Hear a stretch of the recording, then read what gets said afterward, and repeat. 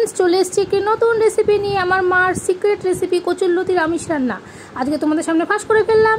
কচুরলতি নিয়ে নিয়েছি আমি এখানে 500 গ্রাম। আর কচুরলতিগুলো দেখতে পাচ্ছ একটু শুকিয়ে শুকিয়ে গেছে, কারণ কচুরলতি খাওয়ার নিয়মই শুকিয়ে, না হলে পারে গলা চুলকায়।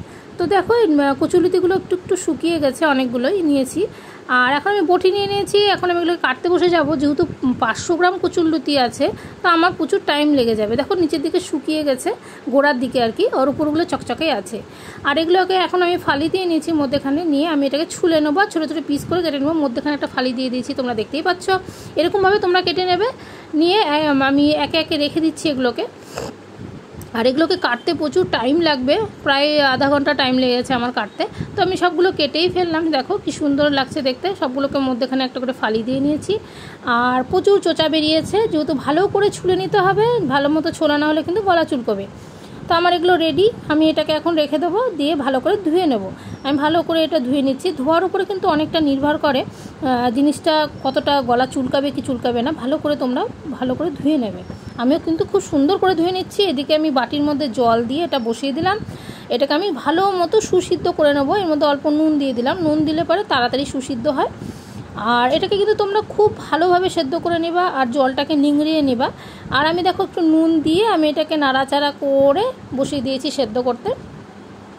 আর এটা সেদ্ধ হতে কিছুক্ষণ টাইম লাগবে, মোটামুটি 20 মিনিটের মতো সেদ্ধ করে নিতে হবে এটাকে, কারণ সুসিদ্ধ না হলে পরে কিন্তু গলা চুলকাবে।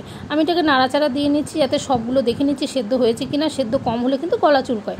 তো আমার ক্ষেত্রে আমি খুব সুন্দর করে সেদ্ধ করে নিচ্ছি, যাতে গলা না চুলকায়। যেহেতু কচুরলতি অনেকের ক্ষেত্রে কিন্তু গলা চুলকিয়ে থাকে, তা আমি খুব সুন্দর করে, দেখতেই পাচ্ছ, আমি সেদ্ধ করে নিচ্ছি। আর এটাকে আমি এখন নামিয়ে নিব একটা থালার বাটির মধ্যে। এটাকে জলটাকে আমি ছাড়িয়ে নিব, একদম ড্রাই করে নেবো জিনিসটাকে। একটু নাড়াচাড়া করে নেবো, একটু ঝাঁকিয়ে নেবো, যাতে জলগুলো না থাকে, শুকিয়ে যায়। জলগুলো তো কিন্তু অবশ্যই ফেলে দিতে হবে। আর এর মধ্যে নিয়ে নিলাম কাঁচা পেঁয়াজ, রসুন, আদা, টমেটো, এগুলো সব নিয়ে নিয়েছি। আর এগুলোকে পেস্ট করে নেব আমি। আর প্রথমে হচ্ছে আমি জিরের গুঁড়ো 1 চামচ নিয়ে নিলাম। তোমাদের পরিমাপ মতো তোমরা নেবে জিরের গুঁড়ো, 1.5 চামচের মতো নিয়ে নিচ্ছি আমি। আর যেহেতু আমার হাফ কেজি, আর তোমরা যেরকম কচুরলতি রান্না করবে সেইভাবে দিয়ে নেবে। আমি 4টা কাঁচা লঙ্কা পেস্ট করে নিচ্ছি, অল্প আদা পেস্ট করে নিচ্ছি। এগুলোর মধ্যে আমি অল্প করে জল দিয়ে নেব, দিয়ে এটাকে ভালো করে আমি পেস্ট করে নেব। আর তোমাদের পরিমাপ মতো তোমরা জিনিস দেবে, আদা, জিরা, লঙ্কা। আমি যেহেতু হাফ কেজি করছি জন্য আমি অল্প করে দিলাম উপকরণ। এবার এটাকে আমি ভালো করে পেস্ট করে নেব। আর পেস্টটা করা হয়ে গেল আমার। আর এইদিকে আমি টমেটো, রসুন, পেঁয়াজ, কাঁচা লঙ্কা চিড়ে নিয়েছি, এগুলোকে ঝিরিঝিরি করে নিয়েছি। কড়াইয়ের মধ্যে তেজপাতা দিলাম, আর কাঁচা লঙ্কাগুলো দিয়ে দিচ্ছি। 4টা কাঁচা লঙ্কা চেরা ছিল, কালো জিরা দিয়ে নিলাম। আর এগুলোকে নাড়াচাড়া করে নিলাম, একটু মানে সম্বরা টাইপের দিয়ে নিলাম। দিয়ে একে একে সব উপকরণগুলো দিয়ে দেবো, পেঁয়াজ, টমেটো আর রসুন, এগুলো সব আমি দিয়ে দেবো কড়াইয়ের মধ্যে। আর টমেটোর পরিমাণটা একটু বেশি দিয়েছি, কারণ টমেটো খেতে আমি খুব ভালোবাসি। আর এটার মধ্যে টমেটো দিলে না একটা সুন্দর টেস্ট হয় এর মধ্যে, তোমরা বেশি করে টমেটো দেবে। আর পেঁয়াজটাও একটু বেশি দিয়েছি, কারণ পেঁয়াজটাও খুব সুন্দর লাগে খেতে। এর মধ্যে নুন দিয়ে দিলাম নাড়াচাড়া করে, হলুদ দিয়ে নিলাম 1 চামচ, দিয়ে আর একটু নাড়াচাড়া করে নিচ্ছি।